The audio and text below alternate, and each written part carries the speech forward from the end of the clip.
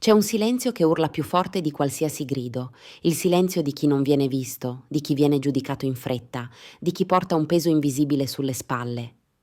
Ciao, sono Rossana e questa è la storia di Piero, un uomo che nel silenzio di un laboratorio ha insegnato a tutti il vero significato della dignità. Nel cuore pulsante di un laboratorio tecnico all'avanguardia, dove il futuro prendeva forma tra circuiti complessi e schermi luminosi, si muoveva un'ombra. Non era un fantasma, ma una figura discreta, quasi trasparente agli occhi di chi era troppo occupato a inseguire il proprio successo. Era Piero, un uomo di circa 70 anni, con la schiena leggermente incurvata, come se portasse il peso non solo degli anni, ma anche delle fatiche di una vita intera. Le sue mani, nodose e segnate dal tempo, testimoniavano decenni di lavoro onesto. Ogni sera, quando le luci degli uffici si spegnevano una ad una e il brusio delle conversazioni si affievoluva, Piero entrava in scena. Il suo compito, le pulizie. Un ruolo umile, spesso invisibile. Per la maggior parte dei dipendenti era semplicemente quello delle pulizie, una presenza quasi meccanica, parte dell'arredo. Piero però non era sempre stato un inserviente. La sua vita era stata un mosaico di lavori onesti, spesso fisicamente estenuanti, ma sempre svolti con la stessa dedizione. In gioventù aveva sudato in fabbrica, tra il frastuono dei macchinari e l'odore acre del metallo.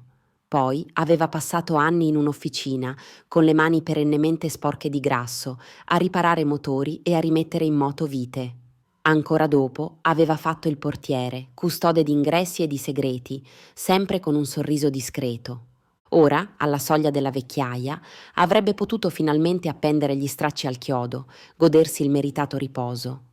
Ma non lo fece. Il motivo aveva un nome, un amore profondo. Gisella. Sua moglie, la compagna di una vita, era gravemente malata. Ogni giorno era una battaglia, ogni respiro un costo. Le cure erano esorbitanti, i risparmi di una vita si erano prosciugati come un ruscello sotto il sole d'agosto. E così, ogni sera, Piero continuava a lavorare, senza mai un lamento, senza mai una parola di sconforto.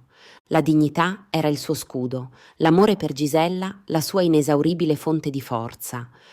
Ma non tutti avevano la sensibilità di vedere oltre l'uniforme blu da inserviente. Non tutti percepivano la grandezza d'animo che si celava dietro quel volto stanco. Una giovane dipendente del laboratorio, Arianna, spesso lo osservava con un'espressione di sdegnosa superiorità.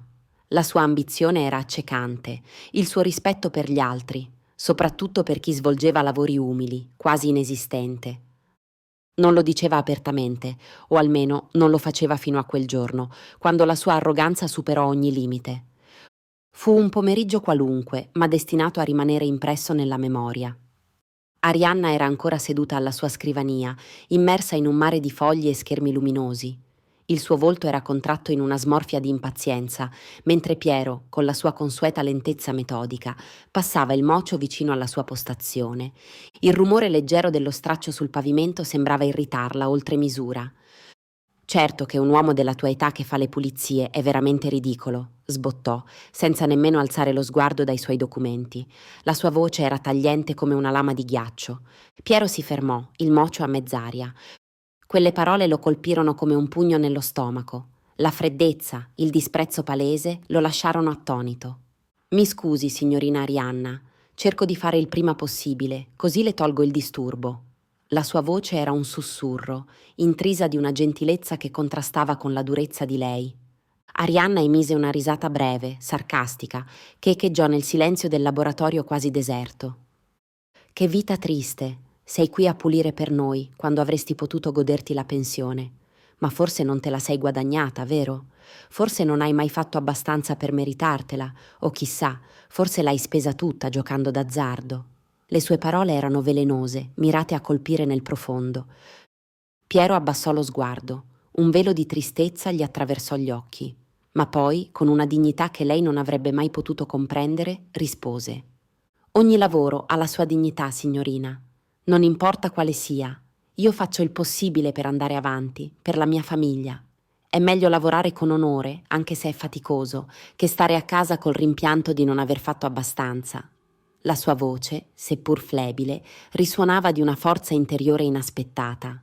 Arianna non rispose, ma il disprezzo, lungi dall'abbandonarla, si fece più sottile, più insidioso.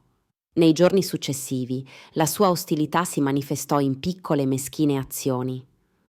Cominciò a lamentarsi con i colleghi, sussurrando che Piero era maldestro, che lasciava impronte ovunque, che rompeva strumenti delicati, accuse infondate, prive di qualsiasi prova, ma le voci, come un veleno lento, iniziarono a circolare nel laboratorio. L'ambiente si fece più teso, gli sguardi su Piero più guardinghi, finché un pomeriggio la situazione precipitò. Arianna, con un'espressione di finta indignazione, si rivolse alla responsabile, Michela, una donna attenta e rispettosa, che aveva sempre avuto grande stima per Piero. «Michela, devo dirti una cosa grave», esordì Arianna, con tono drammatico. «Secondo me Piero ruba. Giuro, prima quando ero nell'altra stanza ho visto che mi ha preso qualcosa dalla sedia. Non è la prima volta che spariscono cose dalla mia postazione. Non capisco perché ce l'abbia con me. Sicuramente mi ha preso di mira perché sono giovane e realizzata. Non lo sopporto più. È inaccettabile». Michela la guardò sorpresa. Un'ombra di incredulità le attraversò il volto. «Arianna, sei sicura di quello che dici? Piero lavora con me da molti anni. Sai che non è andato in pensione solo per curare sua moglie, che ha gravi problemi di salute? È una persona d'oro, onesta fino al midollo. Potrei anche garantire io per lui». «Probabilmente non gli bastano i soldi per le cure della moglie, allora», ribatté Arianna, con un cinismo agghiacciante. «Controlla le sue tasche se non mi credi». Michela si irrigidì. L'accusa era troppo grave per essere ignorata, ma la sua fiducia in Piero era incrollabile. «Arianna, ci sono telecamere in tutto il laboratorio, lo sai. Era anche scritto chiaramente nel contratto che hai firmato. Controllerò quelle, così vediamo se veramente Pietro ha preso qualcosa». Arianna, colta alla sprovvista da quella replica inaspettata, tentennò. Il suo volto si fece leggermente pallido. «Sì, certo, magari ho visto male, forse non era lui. Comunque secondo me non è adatto al lavoro, ecco, è troppo anziano, troppo lento, non dovrebbe stare qui». Il suo tentativo di minimizzare era palese. Michela però era determinata ad andare fino in fondo. La dignità di Piero era in gioco. Chiamò l'uomo con la massima delicatezza e gli spiegò la situazione, le accuse mosse da Arianna. Piero rimase impietrito, incredulo, il suo volto solcato da un profondo dolore. «Signora Michela, io non potrei mai fare una cosa simile. Non ruberei neanche un foglio, non è nella mia natura». I suoi occhi lucidi tradivano l'amarezza. «Lo so, Piero, lo so bene», rispose Michela, con voce ferma e rassicurante. «Ma per correttezza e per fugare ogni dubbio, controlleremo le telecamere insieme. Voglio che lei sia presente, che veda con i suoi occhi la verità». Fu un momento di silenzio teso, carico di aspettativa. Il video di sorveglianza partì, le immagini scorrevano sul monitor e lì, sul monitor, tutti poterono vedere chiaramente. Non era stato Piero a prendere l'oggetto dalla sedia di Arianna. Era stata lei, Arianna stessa. Aveva preso qualcosa dalla sua sedia, con noncuranza, forse pensando che nessuno l'avrebbe vista, che le telecamere non avrebbero registrato quel gesto insignificante, ma avevano registrato. E la verità, nuda e cruda, era lì, sotto gli occhi di tutti. Il silenzio nella stanza divenne denso come piombo, quasi soffocante. «Non ci credo», sussurrò Michela, la voce rotta dalla delusione. Arianna abbassò gli occhi, il suo volto arrossato dalla vergogna. «È vero, sono stata io». La sua voce era appena un bisbiglio. «Perché?» la incalzò Michela, con una rabbia contenuta ma palpabile. «Perché lui mi dà fastidio. Non sopporto il modo in cui si muove. Non riesco a concentrarmi quando c'è lui nella stanza. È vecchio, lento. Non dovrebbe stare qui. È un peso per tutti». La sua risposta era un misto di frustrazione e disprezzo, una rivelazione della sua meschinità.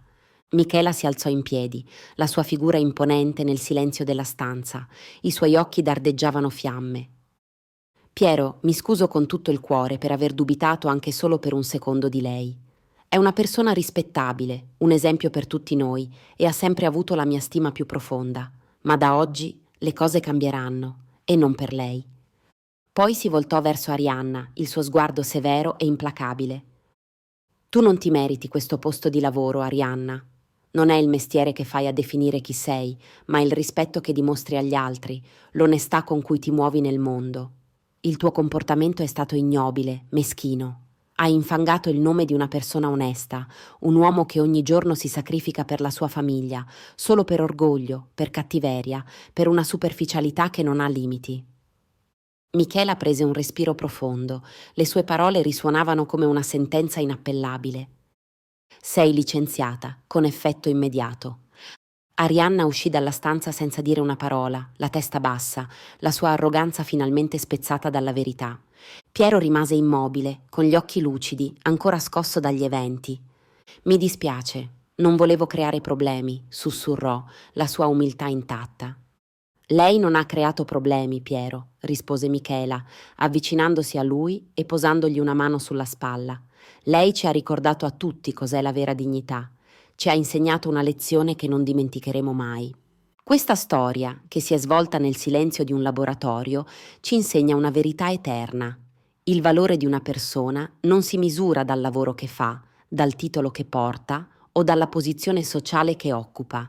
Si misura da come affronta la vita, da come tratta gli altri, dalla sua integrità. Rispetto, umiltà, onestà, sacrificio sono queste le vere ricchezze che un essere umano può possedere. E a volte chi sembra invisibile agli occhi del mondo, chi svolge il lavoro più umile, è colui che porta più luce, più saggezza, più umanità in un mondo che troppo spesso dimentica l'importanza di questi valori. Piero, il custode invisibile, ha illuminato la strada a tutti. Se questa storia ti è piaciuta e ti ha emozionato, lascia un mi piace, iscriviti al canale e attiva la campanella per non perdere le prossime uscite. Sono Rossana e non vedo l'ora di raccontarti la prossima storia.